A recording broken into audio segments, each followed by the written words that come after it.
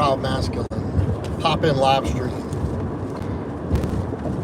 Again, in the middle of my day, I'm on a commute, and I have a busy day and a busy night coming up, so I figured why not get a chance to record. Got a few minutes. And this is to do with, and welcome and thank you everybody for coming in. If you're coming in, hit that like button on the way in. So this is to do with somebody I've been working with lately in a breakup. Him telling me that he's going through all these regrets.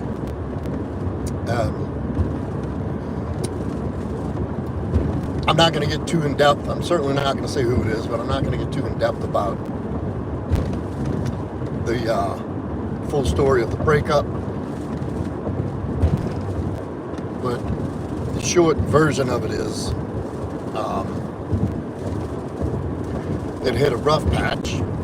They were together 2 years, hit a rough patch, and she slowly pulled away and then finally told him that she's going on to see, she's releasing him to go find something better, which is total bullshit. And see, what you have to be careful of in the beginnings of a breakup is believing the stories and the reasons why. All breakups are the end result of a breakup is simply the loss of attraction, whether it's a gradual loss of attraction over time, and that's the more likely scenario. Rarely does it happen when it's just like, I'm attracted to you and boom, it just falls out and there's nothing there. But it's a gradual loss of attraction over time due to certain circumstances. And what this guy's doing in this particular phase in the beginning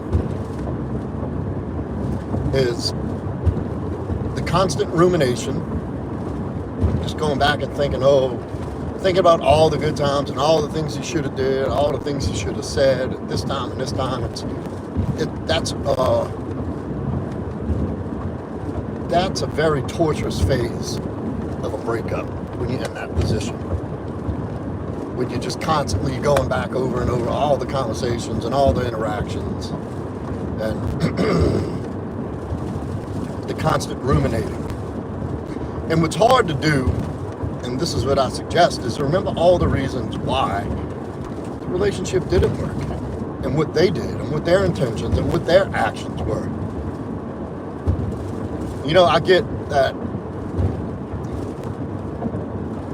a breakup, it takes two people to break up. It takes two people to make it work. It takes two people to break it. And then yes, they may have one or the other who has more of a part in why the breakup happened, who has to take on a larger portion of blame for why it didn't work out. But nonetheless, if in his case she announces that she doesn't want to be together anymore, and he tells her, thank you, Cricket Thunder, Hollywood hero. I'll take it. Which one, by the way, thank you, is when the dumpee hears from the dumper, like, hey, I don't want this relationship anymore because of X, Y, Z. And, you know, I give guys permission to say, hey, like, if you really love the person and you don't want to break up, in that moment, you have the right and the permission for me, 100%, my blessing in saying, hey, I don't want to break up. Like, that's not what I want to happen. I want to stay together. I want to work through this. You mean too much to me. This relationship means a lot to me. However that looks. I mean, without just some groveling and begging, I believe there's some space in there to intelligently express I'm heading to a job to go meet an inspector. I have to go meet a roof inspector. I believe there's room to intelligently and maturely express that you do not want the relationship to be over with. I don't think that's begging. You know, a lot of people suggest that when somebody tells you they don't want to break up with you, you just say, okay, and walk off. Which, I mean, it's fine, but that's, if somebody's getting broken up with and they don't want to be, that's not going to be the reaction. And I don't think there's anything wrong or out of bounds with telling this person and expressing to them with a dignified New Orleans, Louisiana, cricket. I don't think there's any way to keep your dignity intact and say, look, let's stop a minute. We're about to break up. I don't want this to end. I love you. You love me. I care about you. You know, clearly we've hit a rough patch. Why don't we just each take a step back, let emotions settle, let the fog settle of the moment, and let's see if we can work this out. I'd much rather do that. I don't want to break up. I don't think there's anything wrong with that. And beyond that, like the calling, the texting, the begging, the snooping around the house and all, yeah, that's weird. That's very unhealthy behavior, and it's not going to suit you at all. It's going to contribute nothing positive to the experience moving forward if you're doing that. Not only are you dragging your grief out longer, you're putting yourself in a position to be having to breaking the law at some point with some kind of stalking and shit. And it's just weird behavior. I know rejection sucks. I know especially breakups, severing that emotional tie and that emotional bond really suck. I do. I've been there. I know exactly what that's like. It feels like your world's ending. You can't eat. You can't sleep. But that's perfectly natural because of what's happening to you inside chemically. It's the same thing as you're getting the same chemical release as if you were trying to kick a heroin habit or withdraw from alcohol. It's the same exact hormones, chemicals it's the same reaction. So you're going to feel some pain, physical pain, emotional pain, mental pain, confusion, anger, hurt, loss of appetite, like all these things happen. And even having that basic understanding helps to facilitate the process of moving forward. And what I suggest is for people to sit back and really look at this for what it is. Once you have enough breathing room to logically say, okay, this is what's going on. I'm broken up with, this is why I'm feeling the way I am, because of the way I'm responding chemically is a hormonal and chemical response. And that base understanding gives you the opportunity to plug some logic into it, even if it's just forcing yourself to say and admit that you understand that. Then you can begin looking at that for what it is. And then essentially, you're in a position where this person has decided that they no longer want you in their life. They've told you. Now look, short of physical, something like that, obviously, essay, you know, if you've beaten someone and you just can't keep your hands off, yeah, that's, you don't deserve to have said person in your life. And I don't support that at all. If you're going through some normal relationship shit, or you've made some mistakes, I don't think it's a crazy concept to think about working through it. So what this person essentially is saying is that you don't matter to me enough to where I'm not willing to work on this. I would rather see my life without you in it. Think of it from that perspective. Think about this person telling you you're willing to do the work and listen and work through things. I'm not. So at that point, that needs to be the focus if you were to move on and make a healthy recovery through this breakup. understand. Like, yes, you made mistakes. I mean, everybody's going to make mistakes through a relationship, both parties. But instead of ruminating and looking back on all the things you should have done better, could have said better, said, done at these different times and the different stopping points in a relationship, and you should have listened, you could have listened, you should have did this, you should have went left when you went right, all these should have, would have, could have. And think of it for what it is right now in the moment, and this person has told you,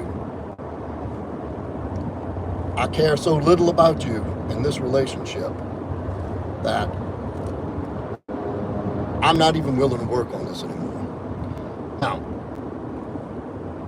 that in itself should be enough, but in an emotional state somebody have been dumped, the dumpees in, that's not enough to even budge you into the direction of healing and moving past things. With a healthy mind further out with some distance from the breakup, you'll look back at that and say, like, what the fuck was I thinking?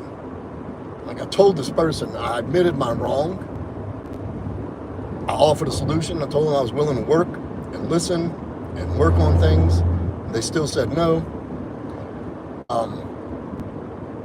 So from a healthy, healed perspective, that would be a non-negotiable. Like, if think about in the new phases of relationship when you're really just having fun, but you don't really care one way or the other if it works out or not.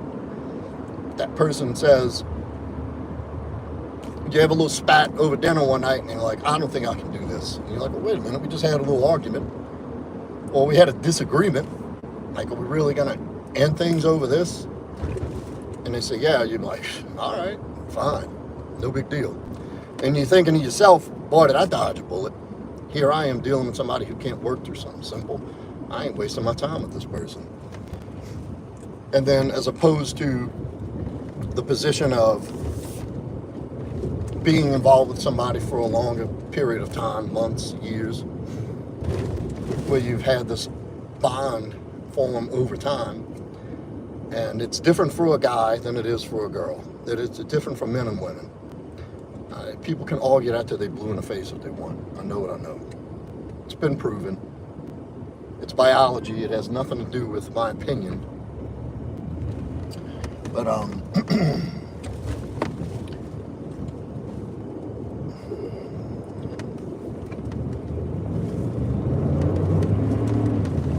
anyway,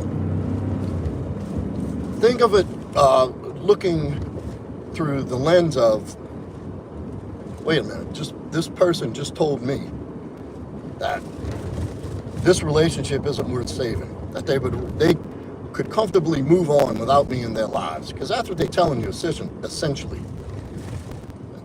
They're making this unilateral decision to change the terms of the relationship, and what that means is they think their life looks better without you in it. Simply put, I understand they may be a little more entailed in what that means and how it led up to that point. But the simple fact is that's exactly what it is in the moment. So, why look at it as, oh, this person's leaving me, what did I do, what could I have done better? Why not view it as, wait a minute,